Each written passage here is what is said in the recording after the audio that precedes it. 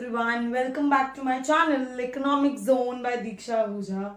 Right, so in today's video I'm gonna cover up a very important topic of Unit 2 Ordinal Approach is consumers equilibrium under indifference curve analysis. So this is the crux of the chapter. We understood the entire logics of indifference curve in my part 1, then we understood the consumer's budget in my part 2 of the chapter.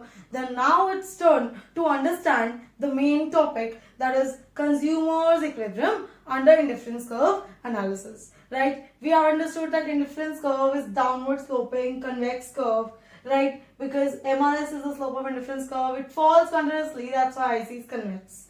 Right, on the other hand, budget line is AB, downward sloping line, which says that the consumer spending is entire income, and the slope of budget line is MRE, market rate of exchange, that is also known as the formula PX upon PY. Now the question arises, J.R. Hicks says that the consumer will be in equilibrium at a point where the question arises, first of all, what is consumer's equilibrium? Let's say the consumer is spending his entire income on two commodities and he is happy with what he is consuming. So where he will attain the equilibrium? Where is his happiest point? Right? So his happiest point is when the slope of indifference curve is equal to the slope of budget line. So you can say when MRS is equals to MRE. So you must know what is MRS and you must know what is MRE. Marginal rate of substitution, slope of indifference curve, also known as, it is the rate at which consumer is willing to sacrifice. Consumer कितना देना चाहता है, right? On the other hand, what is MRE, market rate of exchange? That says consumer को कितना देना पड़ेगा, what market requires the consumer. Prices क्या कह रहे हैं कि how much the consumer has to pay, right? So basically, the consumer will attain equilibrium at a point where MRS, the slope of indifference curve, is equal to the slope of budget line at point E. In other words, you know what is tangency? When a line passes a circle at one point, this is tangency point, right? So here, the indifference curve is touching the budget line only once here. This is known as budget line is tangent to indifference curve. Mind it, indifference curve is intersecting here also and indifference curve is intersecting here also. But these are not the point of equilibrium. Let's say these are F and G. These are not the point of equilibrium because one thing, indifference curve is lower, and as we know through indifference curve, higher the indifference curve represents higher satisfaction.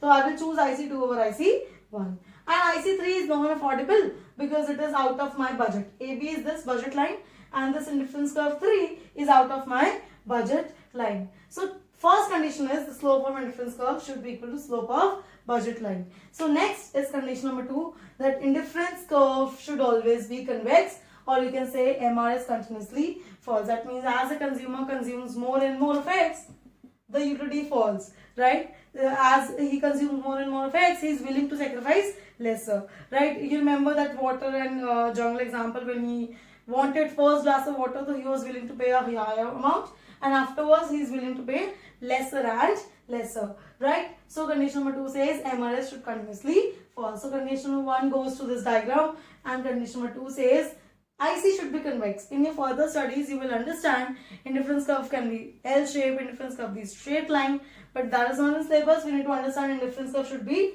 convex. For this equilibrium point, E point, the consumer has to maintain MRS should continuously fall. So E point is my equilibrium where MRS equals to MRE and MRS continuously falls.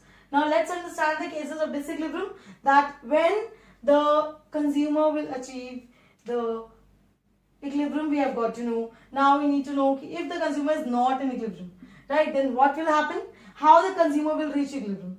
Now the point is MRS continuously falls. So what you can say,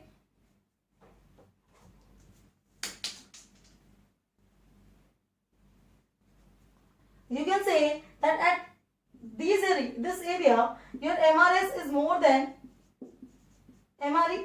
Why so? Because in the beginning the consumer market तो कह रही है हमेशा 2:1 देना है, right? Consumer भी यहाँ कह रहा है 2:1 देना है.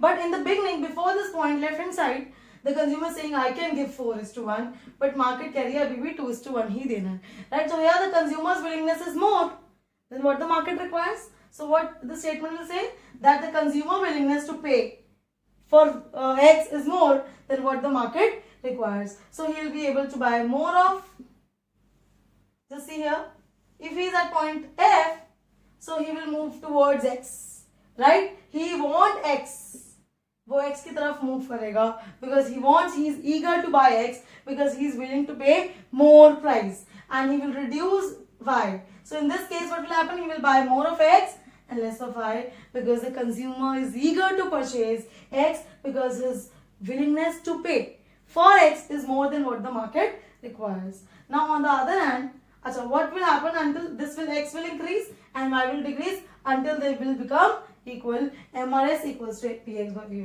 They will be in equilibrium. The other disequilibrium cases, MRS is less than Px by Py. So let's say we reached here. Somewhere here, हम यहाँ पहुँचे and here my MRS is less than MRE, right?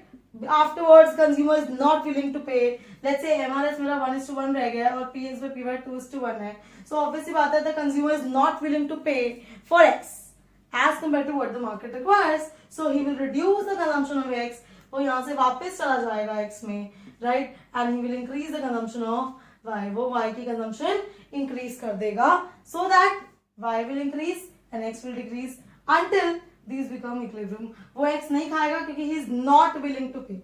He is not willing to pay for X. So he will not eat X. He will reduce the consumption of X and he will increase the consumption of Y. So this is my very important topic in long questions, consumer equilibrium under indifference curve analysis. So this is it for today. Chapter is over. I'll come up with revision part in the next video. Till then, bye bye.